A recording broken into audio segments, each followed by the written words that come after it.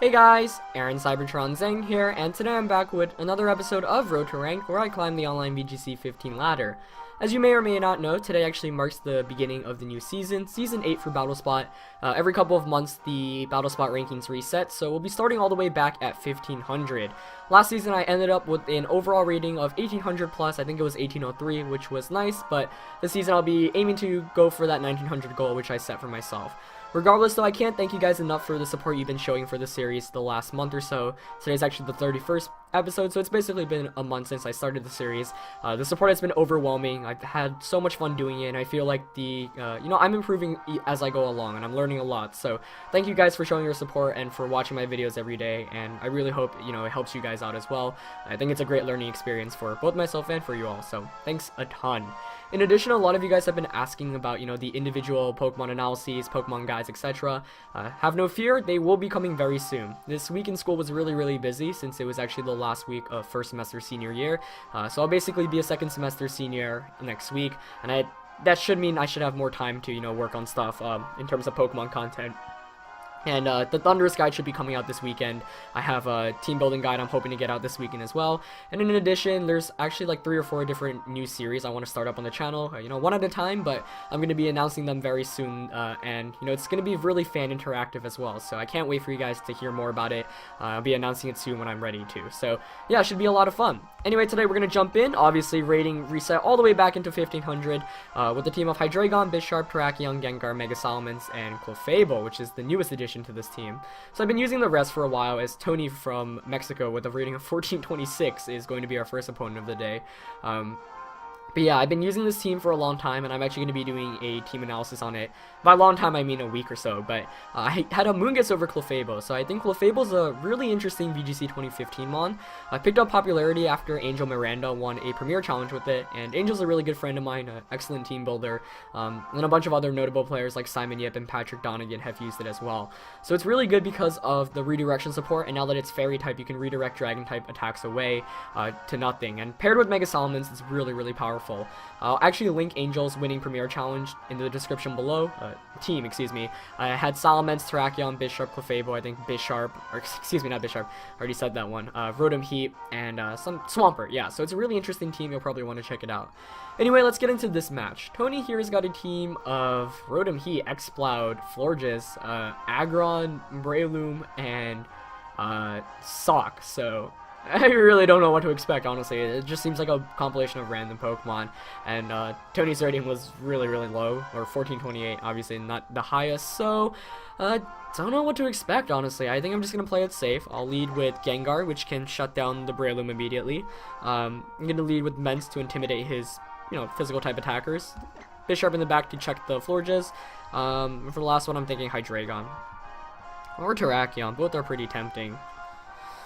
I'm actually gonna go Terrakion. It just can hit harder with close combat. My opponent doesn't really have ways to deal with close combat, so should be an interesting match. And of course, since I am starting with a bit lower rating, I might be playing a couple matches in between just to get my rating higher up. So of course, the matches are higher quality when you get matched up with typically higher rated opponents. So just letting you guys know, I might be playing some games in between. But Florges and Breloom coming out for my opponent here against my Salamence and Gengar, and Florges actually looking real nice there. So Intimidate here is going to be nice, but it's actually not going to do anything due to the Florges abilities. So definitely an interesting lead matchup here.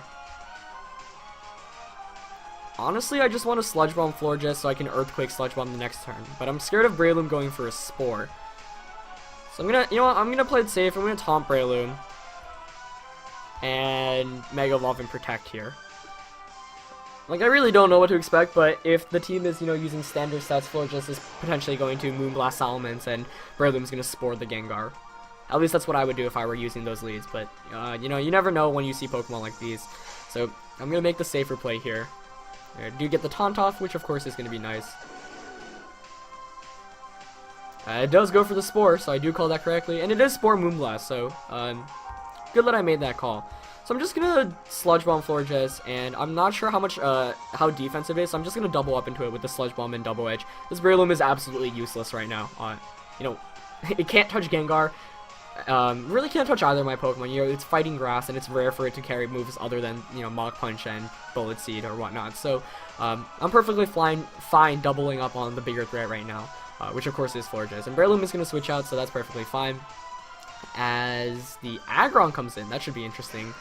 I wonder if it's Mega Aggron. As Gengar is going to get the Sludge Bomb off here. Let's see how much damage it does. Yeah, I'm glad I went for the Double Edge, because there's no way Earthquake would have KO'd that. So, Double Edge here should pick up the KO on Florges, and should bring it into my favor, as it does, with the crit there. I don't think it was necessary, though, given that I'm adamant with max attack. So, pick up the knockout there, gonna take some recoil damage, but go up 4-3, which is really good. My opponent hasn't done really any damage to me yet, so definitely a really good start to a battle, as Breloom's gonna come back in. Which is fine, because I can just taunt it once again. Which is what I'm going to do. I'm gonna taunt it. Let's see what I've got in the back. Terrakion and Bisharp. So I'm going to want to knock out the Breloom as quickly as possible, so I'm just going to Earthquake here. I could go for a Dragon Dance, but really it's not necessary. At this point, I can get a lot of damage off immediately anyway. I don't want to Double Edge Breloom because most Brelooms carry Focus Sash, and I don't want to take too much recoil damage right now. As it actually goes for the Mach Punch, predicting my taunt, so interesting play there. And it is Mega Aggron, so that means I can freely Will-O-Wisp it the following turn. And be perfectly fine. Salamence here is going to get an EQ. I am curious as to how much it does to Aggron since it's so defensively bulky. Oh, takes out like a champ. But I do break the potential Focus Sash there. So he goes for a Heavy Slam onto the Gengar. Okay, interesting. It's going to bring me down to 1 HP. And bring me down to my Focus Sash. But now that the Breloom is taunted, I can freely Will-O-Wisp the Aggron. And I'm actually yeah, I'm just going to go for the Double Edge onto Breloom. Because like I said, it is the threat to the Terrakion and Bisharp, which I've got in the back.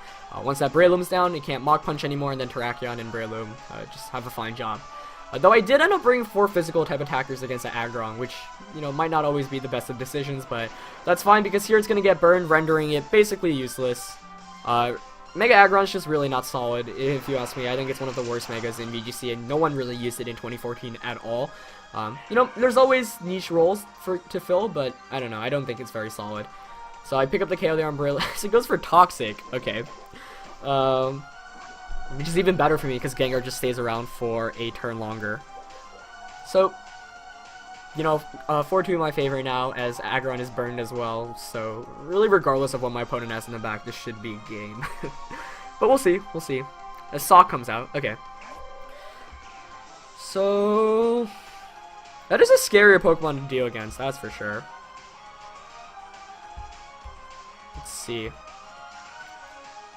I'm going to Icy Wind here to break any potential Focus Sash, and I'm just going to Double Edge it. It might be Scarf, but I don't know. Even if it is, like, Terrakion and Bisharp end up winning anyway. Although I guess that was a kind of careless play because, well, if it were Scarf, it'd have to lock itself into like an attack like Ice Punch. So I'm actually fine. There really wasn't much my opponent could even do. It's not going to be faster, so I'm just going to be able to outspeed it and KO it. So 4-1 now, as the last one is Mega Aggron. Definitely not the most competitive of matches, but like I said, that's probably what you're going to expect in the beginning of the ladder. So I do have to apologize for that, but I'm hoping that I'm going to be getting higher quality opponents in the future as we continue to climb up on the ladder. Mega Aggron at least picks up a KO there against Gengar, but now Terrakion can come in for free and just close combat. But this Aggron is so defensively bulky. But yeah, once again, I mean, like, I think for most Megas, I've seen, even, you know, some less common ones, I've seen it to used well before. I've really never seen Aggron used well on a VGC team once, but of course there's always a first, so you never know. I'm just going to close combat and, you know, just Double Edge. There's really no other move needed. Close combat here should knock it out, I think. Oh my gosh, Aggron is so bulky. See, it's bulky, but it's just not doing anything, which is why I don't think it's very strong. You know, if you're a Mega Evolution, you should be able to do out consistent damage. I think I crit there with that Double Edge. Oh, not even. So picking up the KO there and a 3-0 quick win here for the first game of the very first game of the new season. So good game, Tony, and we'll be looking for our second opponent. So, yeah, there really wasn't much there to say. I think just going for the safe Spore Protect on the first turn really dictated the course of the match. You know, against teams like that where you don't know what to expect, you should always just assume the worst and make the best plays possible, and it definitely helped out here. So, gonna pick a, you know, get a pretty quick game 1 win here, but, so we continue to try to climb up. So 15-13. And I don't know, let me know what you guys want to see. Would you rather see me just climb up the, every match I do on Battle Spot, or would you rather have me play some games in between, get some wins in so I can have higher rated opponents? So let me know in the comments below. Jordan's going to be my second opponent of the day with the rating of 1498. It's also a sub 1500 player with a team of Talonflame, Sableye, Gardevoir, Luxray, Ninetales, and Gallade. So once again, a bunch of wacky Pokemon, that's for sure. You don't see Ninetales too often in VGC, though interestingly enough, it was actually on Angel Miranda's team that he used this past weekend. So definitely check out his team in his blog. I'll link it in the description below. Luxray is interesting. I've not seen that used competitively since Diamond and Pearl, so it's been a while there. Clefable here really helps out because it can actually just one-hit KO the Sableye with Moonblast, which is what I'm running. It can also redirect all attacks away, which of course is always really good, so definitely going to want to bring that in here. Terrakion can do a lot of work against my opponent's team as well. I guess the main fear here is the Gardevoir. Outside of Gardevoir, Salamence really destroys the team. And the only thing Gardevoir can really do, obviously, is Moonblast, but Moonblasts are always scary. So I'm going to go with Gengar and Clefable to try to bait the Gardevoir out and pick up a KO on it, or I can just Icy Wind Will-O-Wisp regardless. There's really not much my opponent can even do against a Gengar and Clefable to start off with. I'm going to have Salamence in the back, of course, just because it's really strong against my opponent's entire team, especially the Gallade, which is definitely a potential Mega. And for the last one, I'm thinking I'm going to go with Bisharp because I can Sucker Punch everything to oblivion.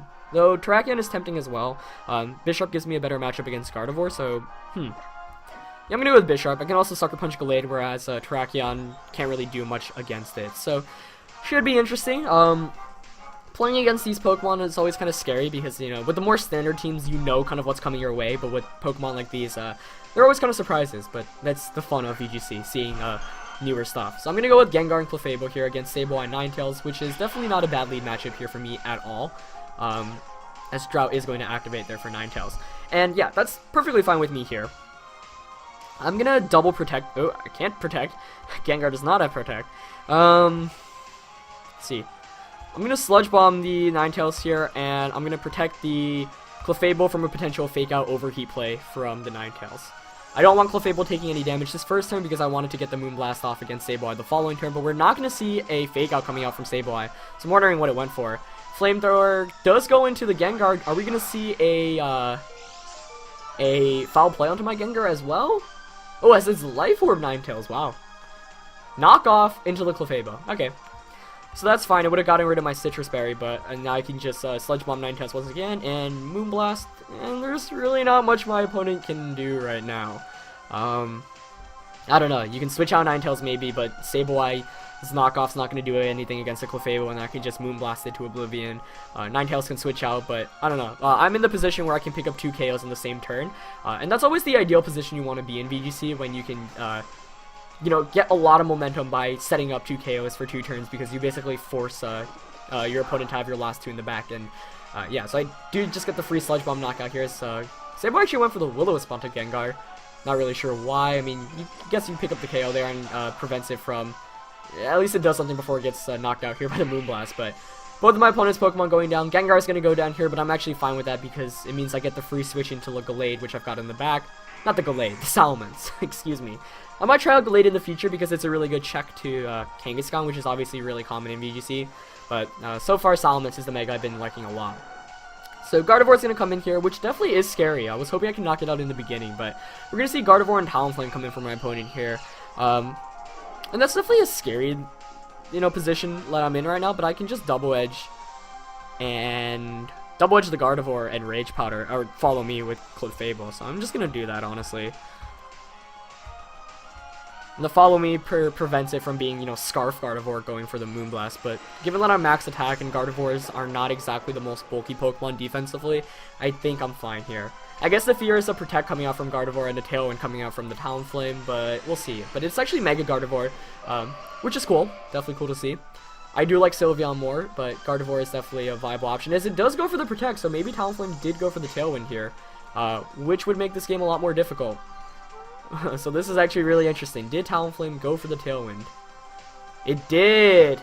Nice, nice, nice. So my opponent just turned this into a match, that's for sure. As Double Edge is going to fail against the Gardevoir there. Huh. Very cool. I should have predicted that. That was the one play that could have gotten my opponent back into this game, and what do you know, it made it. So now Gardevoir is definitely going to want a Dazzling Gleam. So I'm going to protect the Salamence here and Moonblast the Gardevoir. That should put it in Sucker Punch KO range for the Bisharp, which I've got in the back. But this is interesting. Oh, Will-O-Wisp actually went onto the Salamence instead, and the Hyper Voice has come out. Interesting. Was not expecting Will-O-Wisp. I thought it would just maybe go for a Brave Bird, but hey, I'm fine with that. I get the Moonblast onto Gardevoir. Wow, I actually decreased its special attack too, so that's actually gonna basically ensure the game, I think. Since I don't think Hyper Voice is a KO anymore, I can just double edge Gardevoir and follow me for any Will-O-Wisp potential shenanigans. But yeah, let's see. As Talonflame does go for the Will-O-Wisp once again, so I don't know. I think when you're using Talonflame at this position, you should just be Brave Birding to get all offense. But we'll see how much this Hyper Voice does at -1 special attack. And as I said, it is going to allow me to hang on with that Salamence. So that was definitely a really timely and helpful my special attack drop. I was not expecting that. I was expecting to have to outplay my opponent in the end with Bisharp and a Clefable, but instead I do get a lucky special attack drop. So it did end up being a lot closer than I thought the match might have been, you know, just because the first 2 turns, you know, I just picked up 2 knockouts immediately. So I should have played a bit better in the end, knowing that my opponent's only real way to get back into the game was to, you know, use Talonflame. So, but you know, you never know, because Scarf Gardevoir was also a potential thing for my opponent. So it ended up working out against me, but that special attack drop was pretty, you know, helpful. Now I can just knock off and follow me. And Talonflame probably gonna go for the Brave Bird, maybe the Flare Blitz, but it doesn't matter since Clefable is so bulky as it continues to spam Will-O-Wisp, and Bisharp's gonna get this knockoff off. Wow, that's a really defensive Talonflame. Did it not have an item? Like, it's gonna go for another knockoff and follow me. I mean, there's nothing my opponent can really do right now. If it goes for, I mean, it might want to Roost, I guess, but we'll see. Oh my gosh, it does have Roost. Oh, this is interesting. This is certainly interesting. I mean, it's slowly losing HP every turn, but you know, actually, I'm just gonna Helping Hand knock off here. If it goes for the Will-O-Wisp, oh well, the fear is now it goes for the Flare Blitz here into Bisharp. Tailwind, Roost, Will-O-Wisp. I mean, I don't know if the last one's Brave. Yeah, you know what? I'm just gonna make the safer play for the first couple of turns. Scout out what this Talonflame's last attack is. If it's Brave Bird, then Bisharp can just freely knock off. It's gonna have to continue to Roost basically at this rate. So. Roost Talonflame, that's a special one, that's for sure. Bulky Talonflame is not exactly too common, but a lot of players actually used it to good success. Jody, who finished 2nd at Worlds this year, brought it to Nationals. And you can see their Talonflame is taking more damage than it's healing back every turn, so there's really nothing my opponent can do because it's just going to faint eventually from the Follow Me knockoff. So you know, I'm perfectly fine continuing with it. Let's see. Yep, it just continues to go for Roost. So I'm wondering, I think even if I didn't get the special attack drop there onto the Mence, I could have protected Clefable. Let's see, as knockoff still isn't KO'd, but I think it's going to KO here. Yeah, I could have protected the Clefable the following turn, sacked the Salamence, and then Bisharp would be able to come in for free. Then I could just follow me with Clefable and Sucker Punch the Gardevoir for the KO. So I don't think it really mattered in the long run, but depends on whether Sucker Punch would have picked up the knockout there on Gardevoir. So I'm just going to continue following me and knock off in here. And yeah, I mean, it's just really stalling the inevitable right now. We do see Acrobatics come out finally, but that does nothing to Clefable as I get the knockoff and KO Talonflame. So definitely one of the more interesting Talonflame sets I've seen. Acrobatics itself is really rare, but I mean, that makes sense for why I didn't have an item, which I guess I missed in team preview. But yeah, that's going to be another win for me today. So 2 wins to start off Season 8, which is always exciting, but obviously rating is still lower, so hopefully I'll be able to climb up higher and get matched with higher rated opponents. But they were a lot of fun teams and new Pokemon that I haven't seen before, so you know, that's always exciting, and it's fun to play against Pokemon you don't get to play against very often, since you know, when you get on the top of the ladders, a lot of times the teams are relatively similar. I do think this VGC format is pretty diverse, so we do see a lot of cool things work, but yeah, you know, it's definitely a fun way to kick the season off. Hope you guys enjoyed it. As I said, I'll be bringing a lot more content this weekend. I'll be working on new teams, be doing a team analysis on the Premier Challenge team, Thunderous analysis, etc. So keep your eyes open for that, and yeah, that's it for today's episode, guys. Anyway, I hope you enjoyed, and I'll see you tomorrow. Alright, peace. Peace.